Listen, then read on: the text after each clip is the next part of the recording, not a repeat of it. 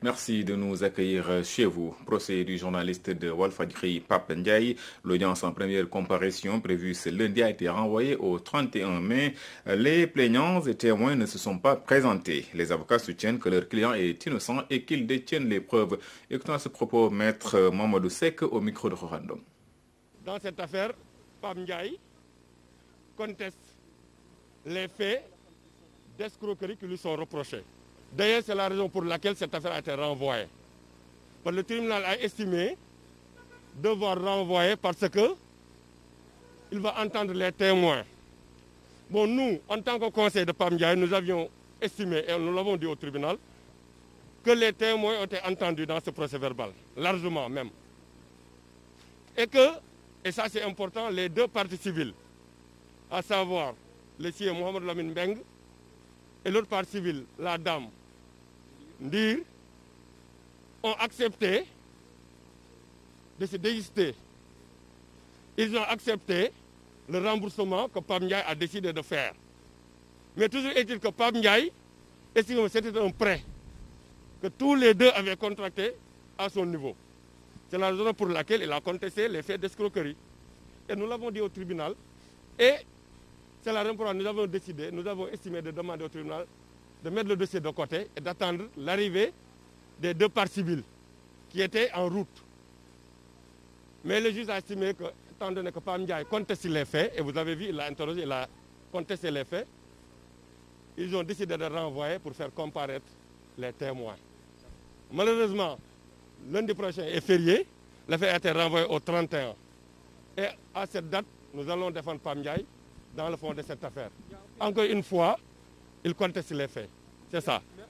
Le collectif des victimes du lotissement de Baraf dans la commune de Niagui se déterre la hache de guerre. En assemblée générale, les membres de l'organisation demandent à la municipalité de respecter ses engagements. Ils exigent des concertations. Henri Ndeki, coordonnateur du collectif, interrogé par Amadi Khalilou Djemé.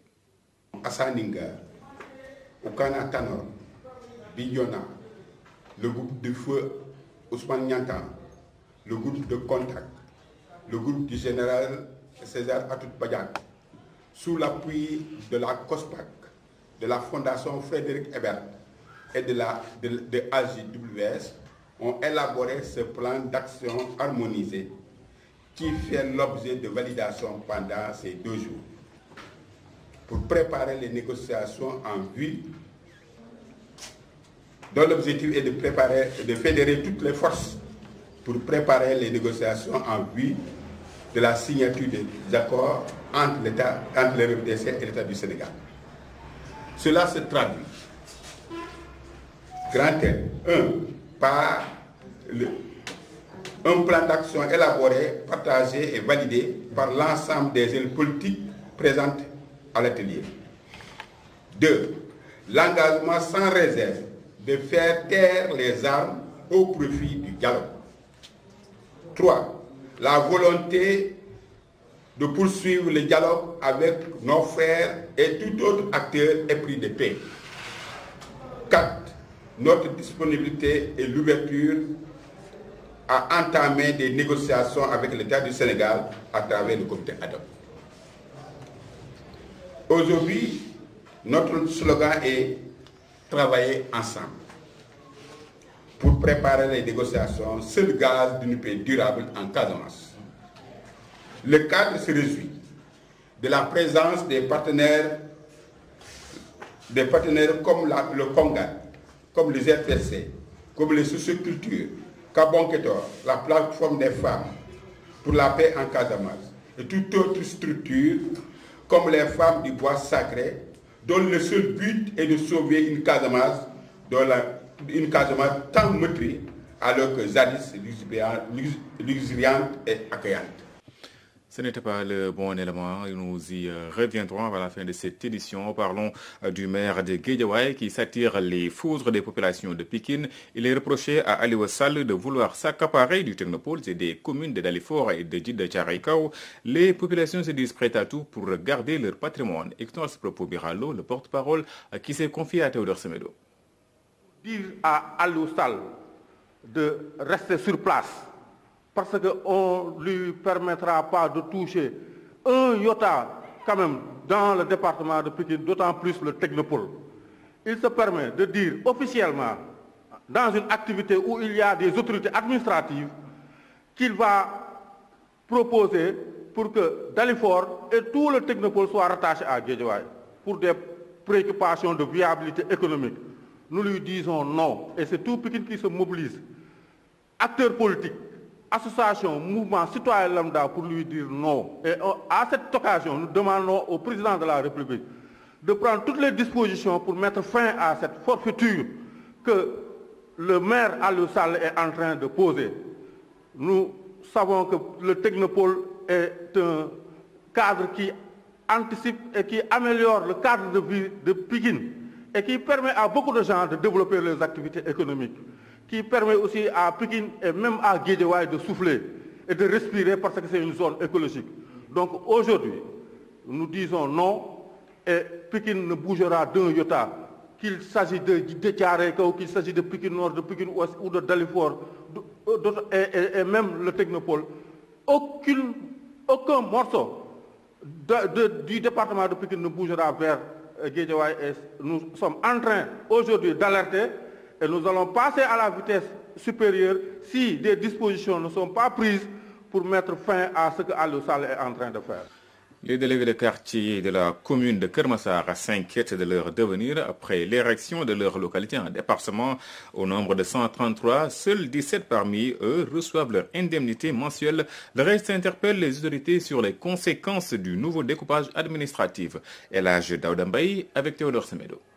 Force est de noter que les délégués de quartier ont identifié quelques difficultés dans l'exercice de leurs fonctions. C'est pourquoi nous informons son Excellence, Monsieur le Président de la République, que les instructions données au maire de la ville de Pikine pour le paiement des indemnités des délégués de quartier n'ont jamais été exécutées, car jusqu'ici, 133 délégués de quartier, sur 133 délégués de quartier, seuls 17 perçoivent leur indemnité.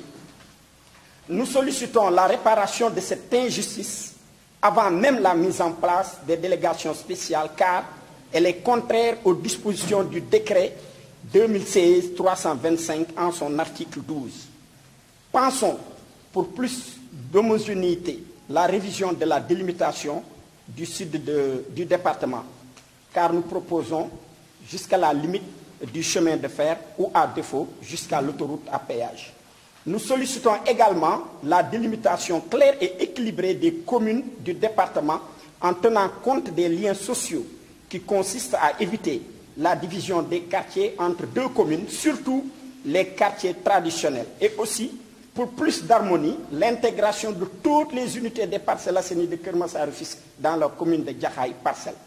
Nous appuyons fortement les dénominations département de Keur Massar, commune de Malika, commune de Yeumbeul Nord, commune de Yeumbeul Sud, commune de Jaxaay Parcelles, commune de Keur Massar Ouest, commune de Keur Massar. Les chefs de 5 villages situés entre Kounoune et Keur Ndiaye-Lo élèvent la voix. Ils ne veulent ni aller à Bambilor, ni être transférés à Sangalkam. Ces chefs de village, ces chefs de quartier veulent que leur localité soit érigée en commune de plein exercice. Leur réaction avec Najib Sagna. On n'a jamais demandé d'aller à Sangalkam. Nous voulons, ce que nous voulons, c'est une nouvelle commune, la commune Kounoune Keur Ndiaye-Lo, en plein exercice. C'est vrai que nous étions à Bambilor, mais nous avons estimé qu'il y avait une incohérence et tout le monde est d'accord. D'ailleurs, la proposition qui a été faite a tenu compte de cette incohérence en nous détachant de Bambilor, mais nous avons gagné. Nous avons gagné la bataille, mais il reste la guerre. La guerre, c'est d'avoir notre propre commune. C'est ça la vérité. Donc, parce que, dans tous les cas, nous ne pouvons plus être dans la commune de Bambilor parce qu'il y avait une incohérence. C'est corrigé. Maintenant, ce qui nous reste, c'est d'avoir notre propre commune, compte tenu de tout ce que nous avions eu comme argumentaire. Et l'argumentaire était solide, parce que ça tournait autour des populations qui composent la zone. Nous sommes près de 35 000 habitants, avec tous les 5 villages et toutes les cités qui sont environnantes. Marche des populations de Malika. Elles disent non au rattachement de leur localité au département de Keur Massar. 3 manifestants ont été d'ailleurs interpellés par la police. Théodore Semedo, compte rendu. contre le découpage administratif proposé par les autorités avec le projet de direction de Keur Massar en département. Malika se révolte.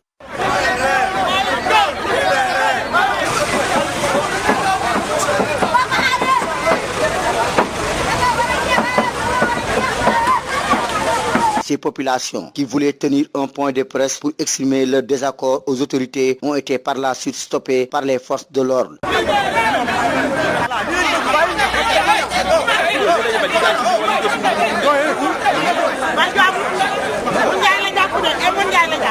Il s'en est alors suivi de violents affrontements entre les deux camps, ce qui a entraîné l'arrestation de 3 individus parmi les manifestants.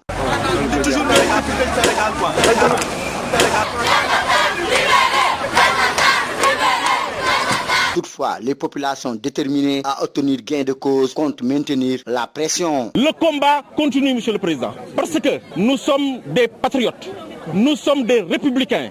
Nous avons dit oui pour la départementalisation, mais non pour ces incohérences non corrigées. Et que nous voulons, Monsieur le Président, que nos détenus qui sont actuellement entre les mailles de la police soient libérés immédiatement. Théodore Semedo, Malika, Walfadjri. Je vous en parlais en début d'édition. Le collectif des victimes du lotissement de Baraf dans la commune de Niaguis déterre la hache de guerre. En assemblée générale, les membres de l'organisation demandent à la municipalité de respecter ses engagements. Ils exigent des concertations. Écoutons leur coordonnateur, Henri Ndeki, interrogé par Amadi Khalilou Djemé. Aujourd'hui, on a organisé cette rencontre pour revoir encore les choses, parler aux populations et également leur faire comprendre que la situation elle est encore là, aussi aux populations, que l'autorité depuis toujours n'a jamais rien respecté et continue de faire toujours les mêmes bêtises, le forcing, il force, alors que ces autorités n'ont jamais accepté, depuis que le lotissement a commencé, de s'asseoir autour d'une table avec les populations et surtout le comité de veille pour éclaircir les choses. Aujourd'hui, on nous parle de rajouts. Des rajouts, on ne sait pas comment ces rajouts ont été calculés. On ne sait pas par quel moyen et avec qui ils ont pu arrêter ces rajouts. Comment est-ce qu'ils distribuent ces rajouts, tout ça, on ne sait absolument rien. Donc la mairie a mis le flou partout. C'est une manière de rendre totalement flou ce lotissement au point de ne plus savoir quoi faire. Donc elle-même ne sait plus quoi faire, elle ne sait pas comment s'en sortir. Et plus grave, quand la mairie est venue sortir les routes, on ne sait pas qu'est-ce que la gendarmerie faisait là s'il n'y avait pas de problème. Je pense qu'ils sont conscients qu'il y a réellement problème. Que ce qu'ils sont en train de faire ici, c'est injuste. C'est la raison pour laquelle ils sont allés chercher la gendarmerie pour venir nous intimider afin qu'ils puissent sortir ces routes-là. Le responsable, c'est monsieur le maire. Maintenant, il ne dit absolument rien. Il dit qu'il n'est au courant de rien. Comment se fait-il que tu sois patron d'une institution, patron d'une mairie et que tu ne sois pas au courant de ce qui se passe? Donc, qui décide là-bas? Mboulokhotène Koulouk manque gravement d'infrastructures de base. Les populations de cette localité en souffrent. Située à Ndiaganyao, les populations de cette localité ont battu le macadam pour réclamer de meilleures conditions de vie. Ibrahim Ndiaye.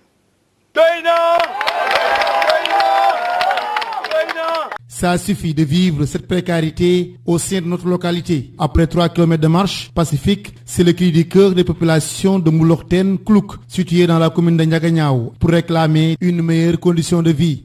Koulouk va mal. Koulouk n'a rien. Nous n'avons pas de route.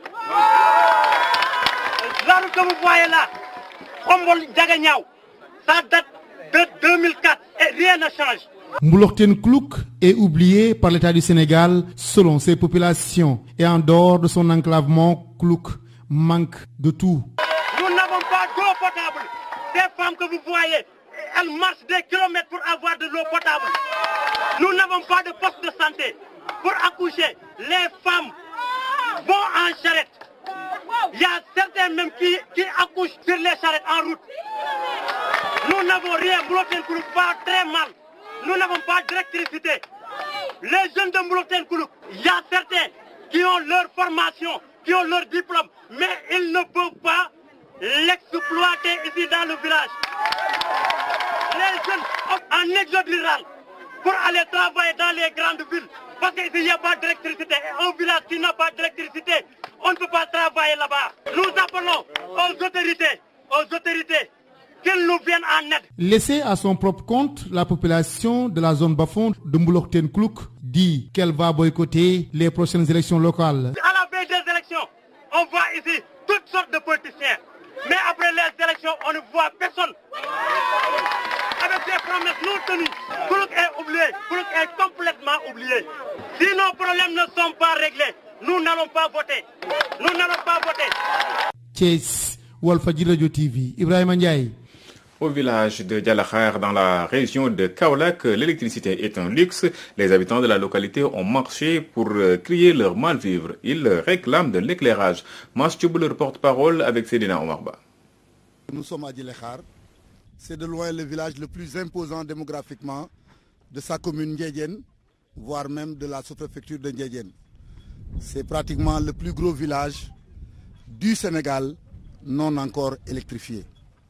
Qu'il n'en déplaise à personne, nous avons fait le Sénégal en profondeur, mais nous ne sommes jamais tombés sur un village aussi imposant démographiquement que Dialakhar qui n'est pas électrifié. Cela est dû à un manque de considération de nos autorités étatiques.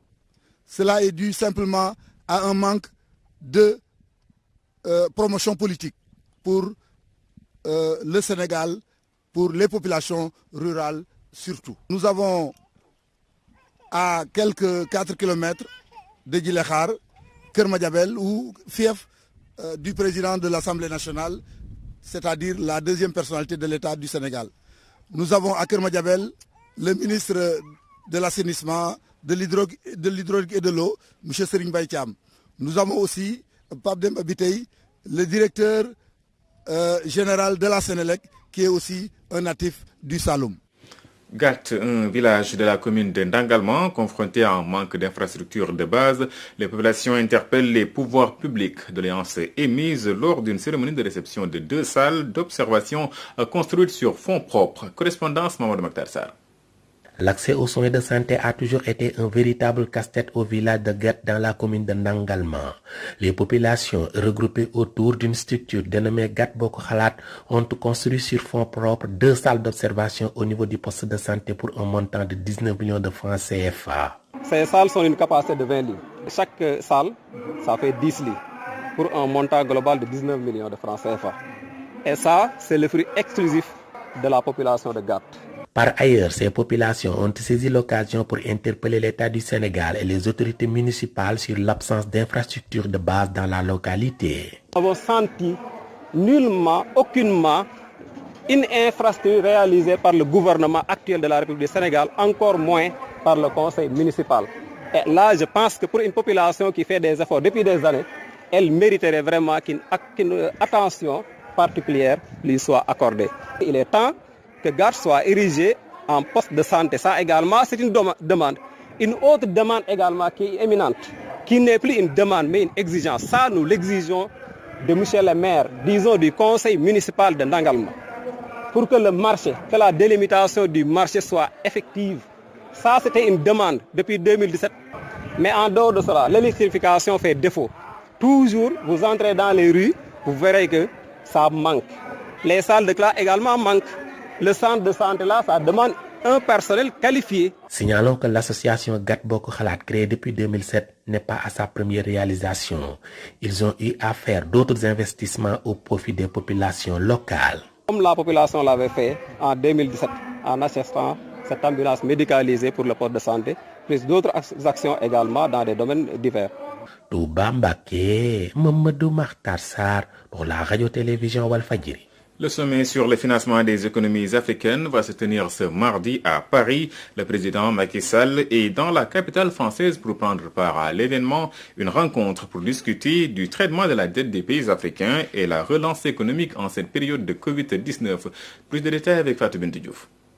Le président Macky Sall s'est envolé pour Paris où il participera à un sommet sur le financement des économies africaines prévu ce mardi. Cette rencontre va réunir des chefs d'État et de gouvernement de pays africains et de pays partenaires ainsi que des dirigeants d'institutions financières internationales. Plusieurs sujets y seront discutés dont ceux relatifs au traitement de la dette, du débat sur le retour des objets d'art, échanges structurés avec des penseurs africains, de l'ouverture des archives sur des sujets sensibles comme la mort de Thomas Sankara à la commission d'études sur le génocide des Tutsis au Rwanda et à la mémoire de la guerre d'Algérie. S'y ajoute pêle-mêle le mur vert africain, la santé, les infrastructures, la révolution numérique ou encore la réforme du franc CFA et enfin le rôle accru de Paris dans la lutte contre le djihadisme au Sahel. Il faut rappeler également que ce sommet vise à mobiliser des initiatives et mécanismes innovants en soutien aux efforts